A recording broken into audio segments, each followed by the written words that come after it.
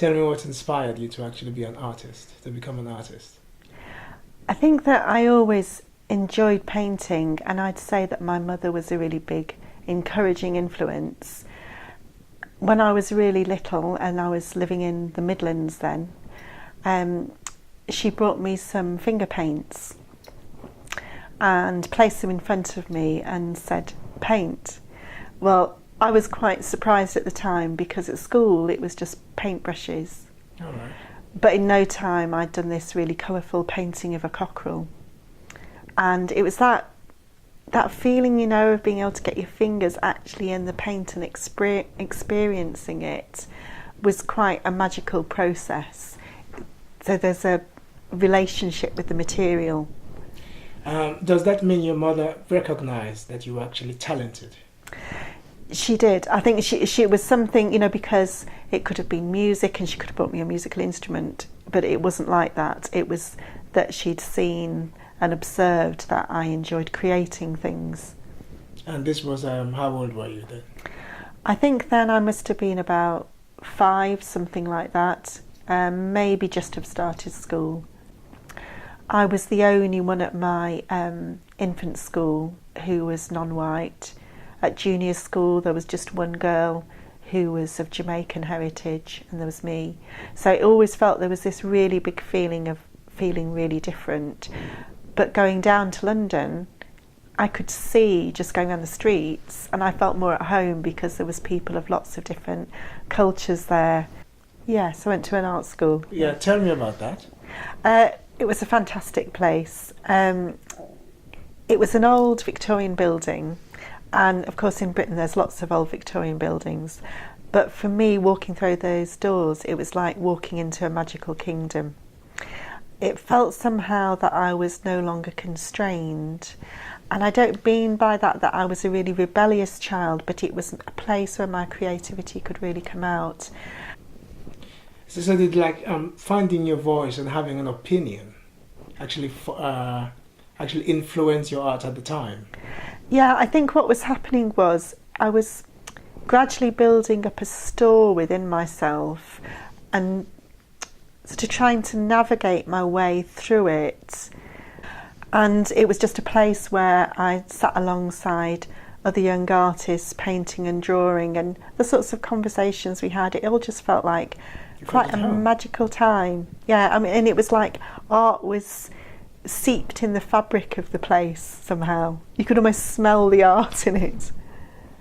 So you actually didn't do anything else apart from art from the age of 7 to university? No, I went to mainstream school alongside it as well, and did like the ordinary subjects that most children were doing at that time. I think at university it was a kind of an awakening because I did social studies. It meant that I started learning about otherness, about racial inequality, and it was also a time when I actually started having quite a lot of disagreements with my mother, because I was finding this kind of political voice and standpoint, if you like. So whenever I saw and we'd watch news together, we ended up having arguments that we would never have done before. But it was because something was happening for me. There was a change occurring where I could begin to position and establish myself somehow in the context of all this time I'd been living with the fact that I was of this other heritage but living in Britain. I think there's always that connection with where you live, and the recent paintings I've done have been, they're to do with skyscapes, but the skyscape I see is Sheffield. So there'll always be a little bit of the industrial landscape in them. So my next question will be is like, it does not actually really reflect your heritage as a Malaysia. Are you from Malaysia, really? My father was from Malaysia, but he was of Chinese heritage. Okay. So is there any point in your painting, in your work, that reflects your heritage? There's a recent painting that I did called Sky City Moor, and when I started painting it, I was thinking about the moor in Sheffield, the Peak District that's very close to Sheffield. But I got very involved in painting it, and when I'd finished it I realised that some skyscrapers had appeared on it. Well, that's the landscape in Kuala Lumpur, in Malaysia, not Sheffield. We've got like one tall building called City Loft Apartments. That's not what's on this painting that I've done. When did you move to Yorkshire? I moved to Yorkshire when I'd first qualified as a social worker, and I got a job in Rotherham. A job brought you here rather than... It was a job, yeah, and a relationship at that time, and that was the early 80s. And did you feel you fit in when you moved here? I think when I first moved to Sheffield and started working in Rotherham, I did feel a bit estranged. I mean, Rotherham is, especially because I was doing social work, I did a lot of work with mining families, and other people as well. A lot of people who hadn't actually really travelled outside of Rotherham. So is there anything else you would like to add to your experience in Yorkshire? Is there anything else you would like to add as an artist living in Yorkshire, as someone from another culture living in... I think something that stands out as a really key event, I'm not quite sure how it connects with my art, but it's something that I do think about a lot, is the fact that whilst I was a young social worker, the miners' strike happened, and I was actually about 6 months pregnant with my first child at that time, but I really wanted to support the miners, and I went on a picket line against my husband's kind of like wishes at the time. Your husband was English? He was, yeah.